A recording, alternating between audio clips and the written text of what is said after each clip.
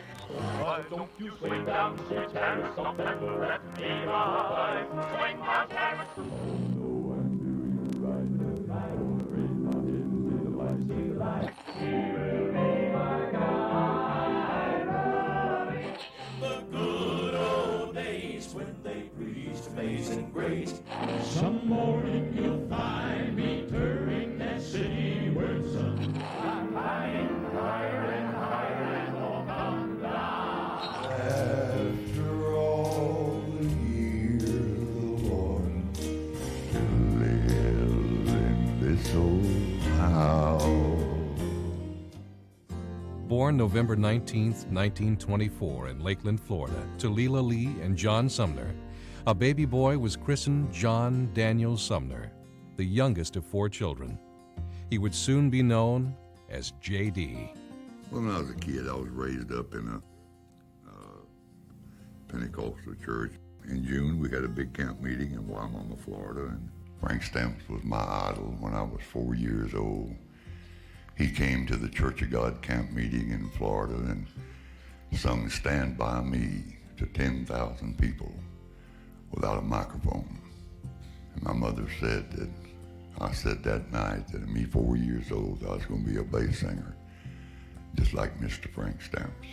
Times were hard, and J.D. spent most of his time farming with his father. His mother worked in a canning factory, and this is where he met the love of his life, Mary. J.D. and Mary were wed on June 14, 1941.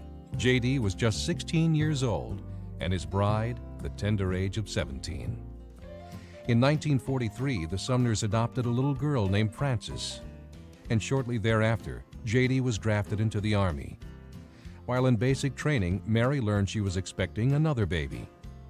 Shortly before his unit was to be shipped overseas, Daddy received word from the family that Mother was giving birth, prematurely, and that because, she was so small and it was so early that they weren't expecting me to live, and, it was somewhat dangerous for Mother too. Of course, they had previously adopted my sister Frances, and she at that time was somewhere between 3 and 4. And so the Army gave Daddy leave to come home. But while he was at home with the family going through this crisis, his company was shipped out. So instead of him going overseas, he served stateside. Soon after his discharge, J.D.'s professional singing career would have humble beginnings as the bass singer for the Sunny South Quartet, replacing Big Chief Wetherington. Members of the popular Sunny South included Horace Floyd, Roger Clark, Quentin Hicks, and Jake Hess. We moved to Tampa after he joined the Sunny South, and I remember him going off every weekend. That was his early beginnings in a quartet. We were very poor. We lived in the project until we moved basically to Atlanta when he joined the Sunshine Boys. I first saw J.D. with the Sunshine Boys, way back yonder. I can't even remember when. I was a small kid. And of course, J.D. was a great singer, and he had this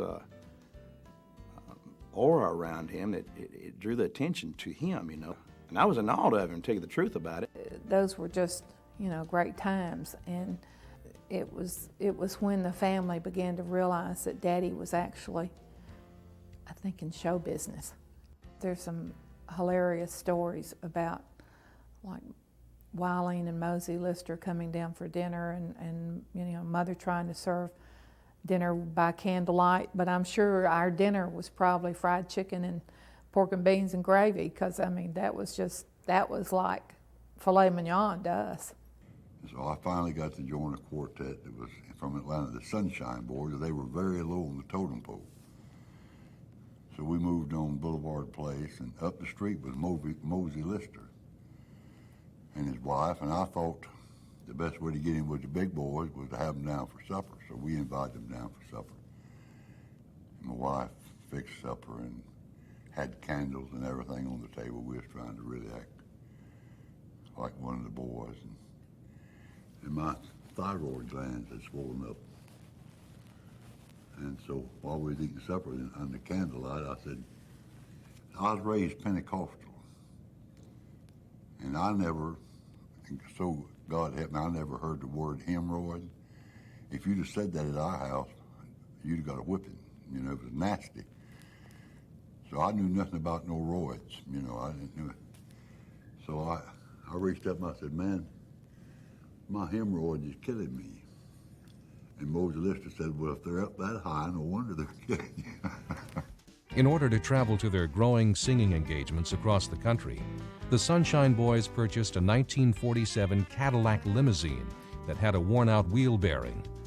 Shortly after they soon realized they'd purchased a lemon, they insured the car, hoping for the chance to collect on a better ride. We had a 47 Cadillac, 9-passenger. We were going along, and J.D.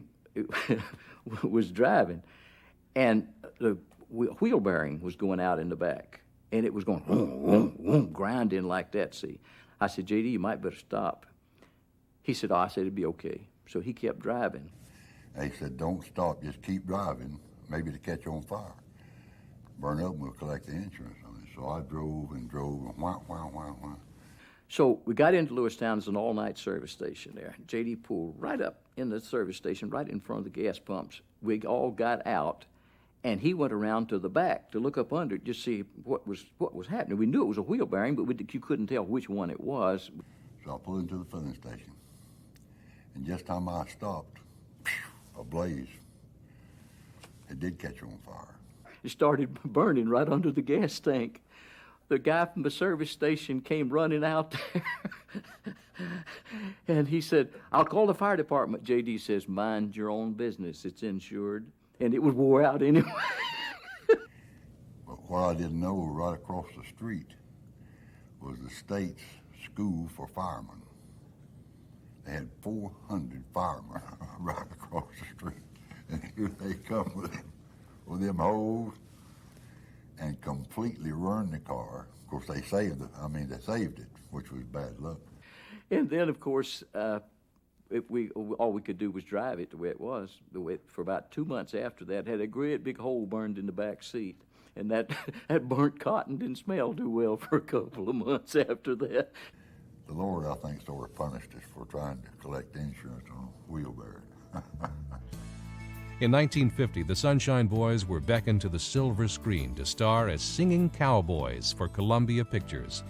They appeared in over 19 westerns with cowboy stars Charles Starrett and Smiley Burnett. Of course, I was raised on a farm and knew how to ride horses, but of course, certainly didn't know anything about the movies. And the worst thing that happened to me was I was so big and tall, there were very few people that was my size. So they had nothing to fit me, so they had to get brand new clothes for me.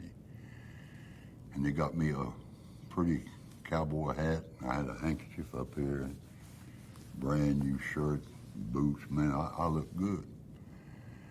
So I come on the set. Well, the director said, who in the H do you think you are? You are not Charles Starrett. You know, he said, come here.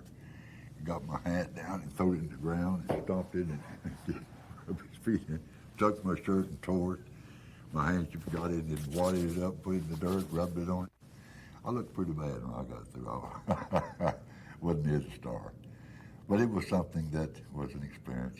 And the singing in the movies and being a cowboy, it was a lot of fun. Thanks so much for watching this clip from New Haven Collections. For full episodes of some fantastic shows, go to www.countryroadtv.com. And if you'll use the code New Haven, you'll get a month free. Don't forget you can see some great performances at 615 Hideaway. Click in the box above to go to their channel. Again, thanks so much for watching.